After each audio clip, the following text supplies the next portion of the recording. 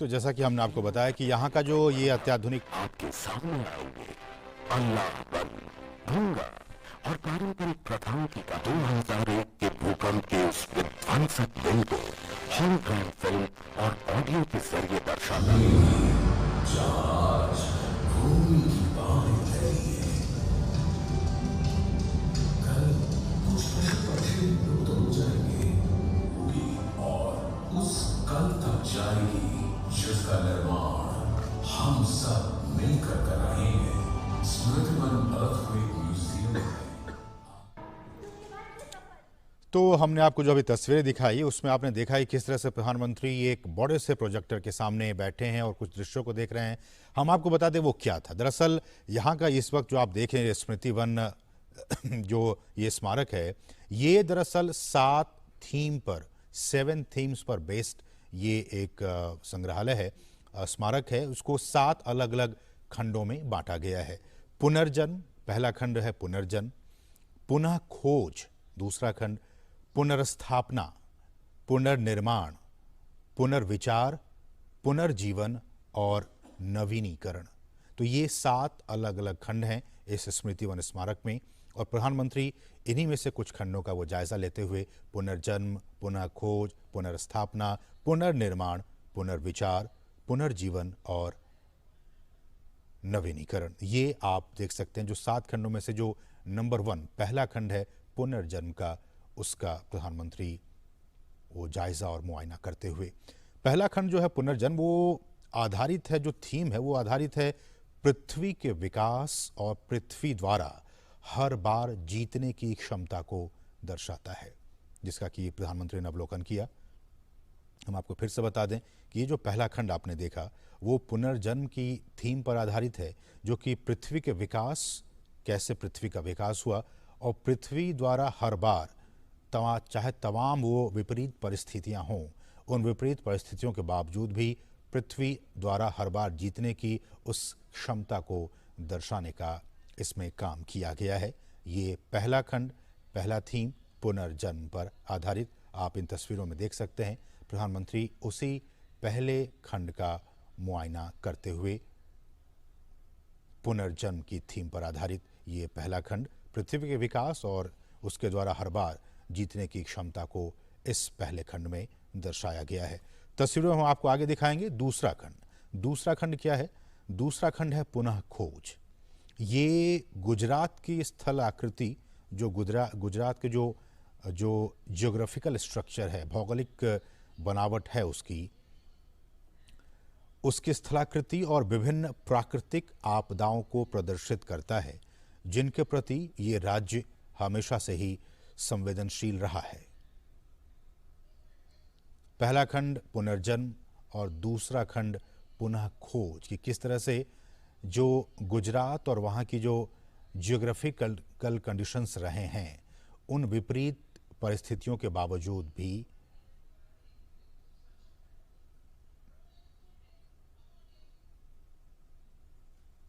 ये एक और खंड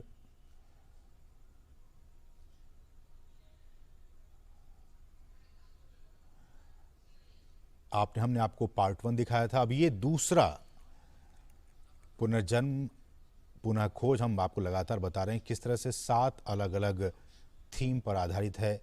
यहाँ 7 अलग अलग खंड बनाए गए हैं इस स्मृति वन का, और ये उसी जो पहला खंड है, जो फर्स्ट थीम है, उस पर आधारित, ये पुनर्जन्म पर आधारित, जो कि पृथ्वी के विकास आप देख सकते हैं और उसके द्वारा हर बार उसके जीतने की क्षमता को दर्शाने की कोशिश की गई है इस पहले खंड में। प्रधानमंत्री इस पहले खंड का मुआयना करते हुए, साथ में गुजरात के मुख्यमंत्री। ये स्मृति वन 26 जनवरी 2001 में जो विनाशकारी भूकंप आया था गुजरात में, जिसमें कि करीब करीब 13,000 लोग चंद सेकंड में अपने प्राणों से हाथ धो बैठे थे, उन्हीं की याद में, उन्हीं भुजवासियों की याद में इस स्मृति वन का निर्माण किया गया है और इस स्मृति वन में उन सभी मृतकों के नाम अंकित हैं। प्रधानमंत्री ने ही खुद उनके इस परिकल्पना को साकार रूप दिया गया। प्रधानमंत्री की ये चाहत थी कि भुज में जो लोग इस विनाशकारी भूकंप के शिकार हो गए थे, उनकी याद में एक स्मृति वन का निर्माण कराया जाए और उस स्मृति वन में उन तमाम लोगों के नाम भी अंकित हों। आज उनकी इस सोच का, उनकी इस परिकल्पना को साकार रूप दे दिया गया है और उसी रूप को आप डीडी न्यूज़ के ज़रिए, सीधी तस्वीरों के ज़रिए हम आपको दिखाने की कोशिश कर रहे हैं। ये जो आप स्मृति वन देख रहे हैं, ये 470 एकड़ क्षेत्र में बनाया गया है और इस स्मारक में उन सभी लोगों के नाम दर्ज हैं जिन्होंने भूकंप के दौरान अपनी जान गंवाई थी। ये अत्याधुनिक स्मृति वन भूकंप संग्रहालय को 7 थीम पर आधारित 7 खंडों में बांटा गया है। हम आपको लगातार इस बात की जानकारी दे रहे हैं। क्या है वो 7 खंड? पुनर्जन्म पहला, दूसरा पुनः खोज, तीसरा पुनर्स्थापना, चौथा पुनर्निर्माण, पांचवा पुनर्विचार, छठा पुनर्जीवन और 7वां नवीनीकरण। आप इन तस्वीरों में पहले खंड की तस्वीरें देख रहे हैं जो कि पुनर्जन्म की थीम पर आधारित है, जो पृथ्वी के विकास और पृथ्वी द्वारा हर बार जीतने की क्षमता को दर्शाता है। हम दूसरे खंड की बात करें तो जो कि गुजरात की जो स्थलाकृति है और यहाँ की विभिन्न प्राकृतिक आपदाओं को प्रदर्शित करता है, जिनके प्रति ये राज्य हमेशा से ही संवेदनशील रहा है। तीसरे खंड में हम दिखाएंगे आपको 2001 के भूकंप के तुरंत बाद के समय में ये आपको लेकर जाता है तीसरा खंड। तीसरे खंड के गलियारों में व्यक्तियों और संगठनों द्वारा बड़े पैमाने पर किए गए राहत कार्यों को दिखाया गया है। तीसरे खंड में जब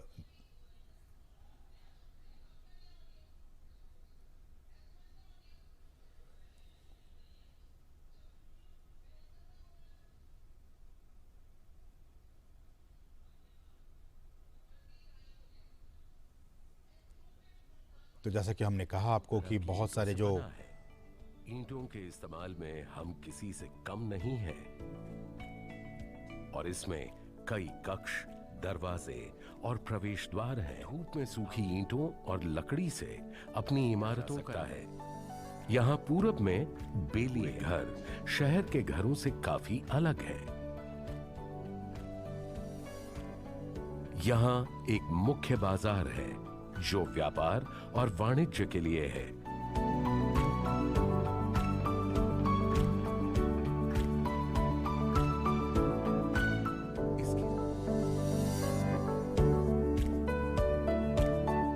हमारे प्रणाली पर गर्व करते हैं जो पत्थरों, खंडों और बहुत उत्तम किस्म की चिकनी मिट्टी से बनी है।